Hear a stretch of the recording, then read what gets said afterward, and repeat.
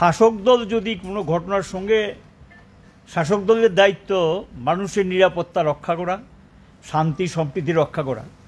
শাসক দল যদি ঘটনার সঙ্গে জড়িত হয়ে যায় তো স্বাভাবিক কারণে সেখানে পুলিশ নির্বিকার ভূমিকা নেয়, নিরপেক্ষতা বলে কিছু থাকে না, এবং এই কারণেই মানুষের নিরাপত্তাহীনতা ভুগছে। এবং সবগুলো ঘটনা দেখা গেল, অধিকাংশ ঘটনাগুলো ঘটেছে পুলিশের উপস্থিতিতে। এগুলো আমরা মুখ্যমন্ত্রী মহোদয়ের দৃষ্টিতে নিয়েছি, উনি শুনেছেন, এবং ঘটনা তো অস্বীকার করার কোনো সুযোগ নেই, এগুলো তো মানুষের চোখের সামনে ঘটেছে। যখন মানুষ রাজ্যে খাদ্য নেই, কাজ নেই, খুব খারাপ অবস্থা, এবং দুর্নীতি নিয়ে রাস্তায় নামতে শুরু করেছেন, আইন শৃঙ্খলা নিয়ে রাস্তায় নামতে শুরু করেছেন, প্রতিদিন রাস্তা রোকো হয় বিভিন্ন জায়গাতে, এবং এগুলো জলের দাবি, এই দাবি সেই দাবিতে মানুষের যে জ্বলন্ত সমস্যা নিয়ে, এই সমস্যাগুলো সমাধান করা হলো সরকারের দায়িত্ব। তা না করে দেখা যায় আমাদের রাজ্যে চিরাচরিত যে শান্তি সম্প্রীতি এটা বিঘ্নিত করছেন, এবং শাসক দল সেখানে সে দায়িত্ব অস্বীকার করতে পারে না। আমরা বলেছি যে সম্প্রীতি রক্ষার জন্য এগিয়ে আসতে হবে, সরকারকে সদর্থক ভূমিকা নিতে হবে। আমরা বলেছি যে একজন মাননীয় মুখ্যমন্ত্রীর অ্যাটলিস্ট ওইখানে যাওয়া দরকার ছিল। উনি বলেছেন যে যেতে পারেননি, তিনি যাবেন। এই বলেছেন যে সহসায় অল্প সময়ের মধ্যে উনি যাবেন, গিয়ে ওই এলাকায় মানুষের সমস্যাগুলো শুনবেন। আমরা চোখে দেখার পর বুঝতে পেরেছি ঘটনার গভীরতা কত বেশি। একটা বাজারের, আরে এ তো দেখেছি আমি, আমার মনে পড়ে 80 সালের দাঙ্গার সময় বাইরে থেকে গিয়ে আগে গাড়ি ভর্তি করতেন মানুষের জিনিসপত্র লুট করে, তারপর আগুন দিতেন। এখানেও আমি দেখলাম ঘটনার ট্রেন্ড, বাড়িঘর থেকে আগে লুট করেছেন, গাড়িতে মাল বোঝাই করেছেন, তারপর আগুন দিয়েছেন। দোকানের মধ্যে সব দোকান না, লুটপাট, মোবাইলের দোকান, দামি জিনিসপত্র, টিভির দোকান, ফ্রিজের দোকান, এই জাতীয় সরঞ্জামগুলো গাড়িতে বোঝাই করে তারপর সেই দোকানগুলো পুড়িয়ে দিয়েছেন এবং ভাঙচুর করেছেন। বেশ কয়েকজন ইনজুর্ড হয়েছে, চিকিৎসার ব্যাপারে কোনো খোঁজ খবর নেই। আমরা বলেছি, এবং আমাদের সেক্রেটারিও বলেছে যে সরকারের থেকে যিনি মারা গেছে, যে পরিবারটা, আমরা বলেছি পুলিশে গুলিতে মারা গেছে, এবং সেখানে গিয়ে ওই পরিবারে একজনকে সরকারি চাকরি দিতে হবে। তিনি বলেছেন যে বিষয়টা বিবেচনাধীন, দেখবেন, তাই তো বলেছে, বিবেচনাধীন তিনি দেখবেন, একটা দরখাস্ত পাঠিয়ে দেওয়ার জন্য বিধায়ক মহোদয়কে বলেছেন। আমরা বলেছি যারা ইনজুর্ড এখনও বাড়িতে কাতরাচ্ছে, পয়সা নেই চিকিৎসার, তাদের সমস্ত, যারা ইনজুর্ড মানে আহত যারা হয়েছে, তাদের চিকিৎসার সমস্ত দায়িত্ব সরকারকে গ্রহণ করতে হবে। তৃতীয়, আমরা বলেছি যে সমস্ত বাড়িঘর পুড়ে গেছে, দোকানপাট ক্ষতিগ্রস্ত হয়েছে, পুড়িয়ে দিয়েছে, এগুলোকে সরকার থেকে আর্থিক সহায়তা দিতে হবে। তারপরে সফট লোনের কথা বলেছে আমাদের সেক্রেটারি, সফট লোন দিতে হবে, এবং ওই এলাকায় বিশেষ করে যারা নিরাপত্তা ব্যবস্থা আছে সেই নিরাপত্তা ব্যবস্থাটাকে দেখা, আর এই ঘটনার সঙ্গে যারা প্রত্যক্ষ এবং পরোক্ষভাবে যুক্ত এদেরকে চিহ্নিত করা এবং তাদের বিরুদ্ধে আইনানুগ ব্যবস্থা নেওয়ার জন্য দাবি আমরা জানিয়েছি। এবং ওই এলাকার শান্তি সম্প্রীতি রক্ষা করার জন্য সরকারি যে এখন পুলিশের যে ব্যবস্থাপনাটা আছে, সম্প্রীতি ফিরে না আসা পর্যন্ত এটাকে রাখতে হবে যাতে উইথড্র না করা হয়। এবং এখনও কিছু মানুষ বাড়িঘর ছাড়া আছেন, সেই মানুষগুলো যাতে বাড়িঘরে ফিরে আসতে পারে তার জন্য সেখানে সরকার সদর্থক ভূমিকা নিক এবং প্রয়োজন উদ্যোগ নিক, এটা আমরা বলেছি।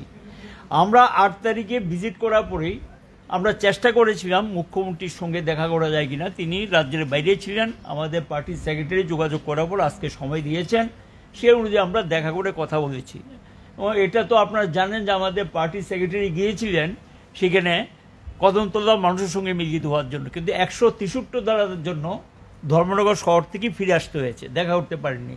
পরে 163 ধারা উইথড্র হওয়ার পর এই প্রতিনিধি দল আমরা গেলাম, এবং বাজার কমিটি দারুণভাবে তারা আমাদেরকে সমস্ত কিছু দেখিয়েছেন, চিহ্নিত করেছেন।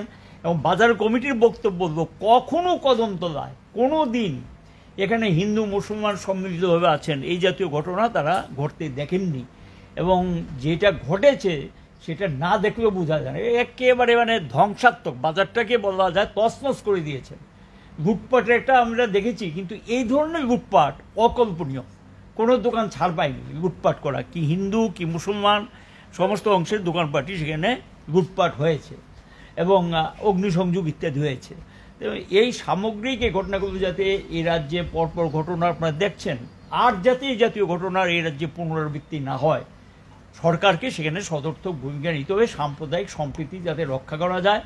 এবং একটা চেষ্টা চলছে রাজ্যে সম্প্রীতি বিঘ্নিত করার, এবং উস্কানি দেওয়া হচ্ছে কোনো কোনো জায়গার থেকে এবং কোনো কোনো মহল থেকে।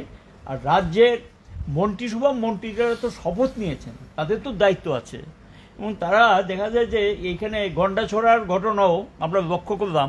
এখানে একজন বিধায়ক সম্পর্কে, এমডিসি সম্পর্কে সেখানকার মানুষ ওপেনলি বলছে তাদের ইনভলভমেন্ট ছিল। বিধায়িকা, একজন বিধায়িকা এবং একজন এমডিসি সম্পর্কে প্রশ্ন তুলেছে। আমরা আজকে বলেছি মুখ্যমন্ত্রীকে, এগুলো আপনাদের দেখতে হবে। সেম লক্ষ্য করা গেল আপনার এই ধর্মনগরে আগের দিন এবং পরের দিন ঘটনাতে দেখা যায় জনপ্রতিনিধি এবং মন্ত্রীরা ধর্মনগরে অবস্থান করেছিলেন, এবং তাদের অবস্থায় দ্বিতীয় দিন ঘটনা কিন্তু সবচেয়ে বেশি ভয়ঙ্কর হয়েছে। দ্বিতীয় দিন প্রচুর বিএসএফ, সিআরপিএফ, পুলিশ থাকার পর সেখানে পুলিশকে ইনঅ্যাক্টিভ করে দিয়ে তারপর লুটপাটের কাজটা হয়েছে এবং অগ্নিসংযোগের কাজ হয়েছে। 7-8টা বাড়ি পুড়িয়ে দিয়েছেন আগুন দিয়ে। কদমতলা শহরের সময় বাড়িগুলিতে কোনো জিনিসপত্র বার করতে পারেননি।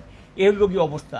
তো এই যে অবস্থা, এখন যদি মন্ত্রিসভার মন্ত্রীরা উপস্থিতিতে যদি এই ধরনের ঘটনা ঘটে, তারা পার্শ্ববর্তী এলাকায় দাঁড়িয়ে থাকে, যদি এখানে এই জাতীয় ঘটনা সংঘটিত, স্বাভাবিক কারণে মানুষের কাছে কী বার্তা যাচ্ছে, এবং মানুষের কাছে বার্তা যাচ্ছে যে বোধসম্ভবত তাদের একটা প্রত্যক্ষ সমর্থন আছে বা পরোক্ষ সমর্থন আছে এই ধরনের ঘটনা কী করে ঘটে, এবং সেখানে তাদের দায়িত্ব শান্তি রক্ষা করা সরকারের, সেখানে সেই ভূমিকাটা আমরা লক্ষ্য করছি না।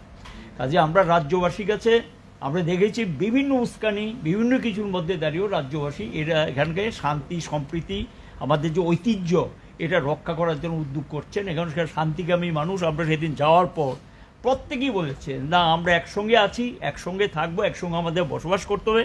আমরাও তাদেরকে বলেছি সম্প্রীতি বজায় রাখুন, শান্তি বজায় রাখুন, আর দুষ্কৃতিকারীরা যাতে কোনো সুযোগ না নিতে পারে, গুজবে কান দেবেন না, এবং কোনো কিছু হলে প্রশাসনের দৃষ্টিতে নিয়ে যান, এবং নিশ্চয়ই প্রশাসন সেখানে সদর্থক ভূমিকা নেওয়া উচিত। আমি আরেকটা বিষয় যুক্ত করছি, খুবই গুরুত্বপূর্ণ।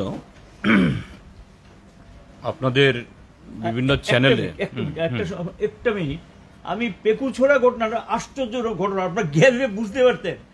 জঙ্গল, জনমানব নেই, একটা মুসলমান বস্তি আছে পাশে। এখানে গিয়ে আমরা কোথায় সেই ওই যে মানে পাথর খোঁজার জন্য গেলাম, খুঁজতে খুঁজতে তারপরে গিয়ে দেয় একটা খালি জায়গা, তার নিচে গিয়ে একটা পরিত্যক্ত একটা জায়গা, পরিত্যক্ত। সেখানে গিয়ে বললো যে এখান থেকে নাকি এটা কে দেখেছে, এখানকার স্থানীয় মানুষ সবাই বলল যে একমাত্র প্রধানই প্রথম দেখেছে যে এখানে একটা পাথর ছিল, সে পাথরটা নাই। তাহলে অন্য কেউ দেখেনি, প্রধান দেখেছে। তিনি দেখে দেখা যায় এটাকে ছড়িয়ে দিলেন। এরপরে গিয়ে কিন্তু সেখানে মসজিদ এবং মাদ্রাসা আক্রান্ত হয়, এবং পরে গিয়ে পুলিশ সেখানে হস্তক্ষেপ করতে। এই জাতীয় ঘটনাগুলো যদি, আমার প্রশ্ন হচ্ছে, যদি সিরিয়া সেখানে থেকে থাকে, যদি কেউ নিয়ে থাকে, সেটাকে উদ্ধার করার দায়িত্ব প্রশাসনের, তাকে আবার পূজা অর্চনা করে বসিয়ে দেওয়ার দায়িত্ব সরকারের। সরকারি দলের লোকরাই যদি এই ধরনের ঘটনা ছড়িয়ে দেয়, এবং এখানে মানুষের বক্তব্য কি, আসাম থেকে ফোন করছে যে এখানে ঘটনাটা হওয়ার কথা ছিল, এটা হয়েছে কিনা, ওইখানকার লোকের বক্তব্য কিন্তু আমাদের কাছে যে বিবরণ দিয়েছে, ঘটনা তখন হয়নি, তার আগে জিজ্ঞাসা করছে এরকম একটা ঘটনা এখানে হওয়ার কথা, এটা হয়েছে কিনা। কি চলছে আমাদের রাজ্যে, এ তো পরিকল্পিত।